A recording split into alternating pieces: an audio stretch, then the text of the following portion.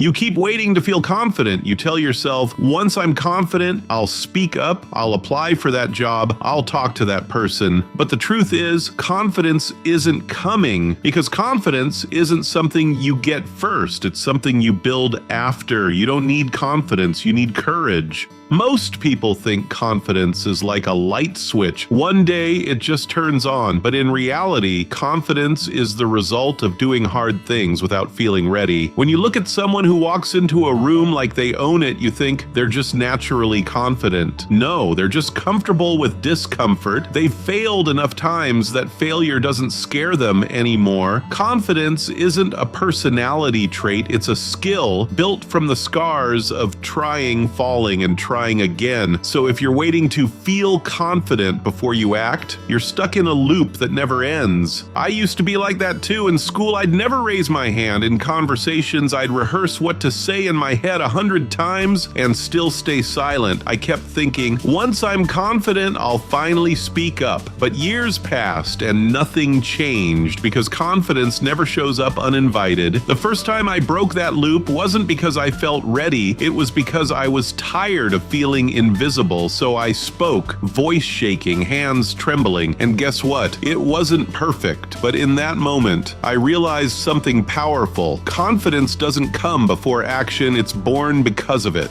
Psychologists call this the Confidence-Competence Loop. The more you do something, the better you get. The better you get, the more confident you feel, but most people never start. They stay trapped in the waiting phase, thinking confidence is the key to start. It's not. The key is courage, that small burst of energy that pushes you to move even when you're terrified. Courage is messy, it's uncomfortable, but it's the only doorway to real growth. Think of it like this. Confidence is the fire, courage is the spark. Without courage, confidence never burns. Every confident person you admire, that speaker, that leader, that creator, started out afraid. They weren't confident when they began. They were nervous, insecure, unsure, but they acted anyway. And action built evidence. Evidence built belief, and belief turned into confidence. That's the real secret. Confidence doesn't remove fear. It just makes you familiar with it.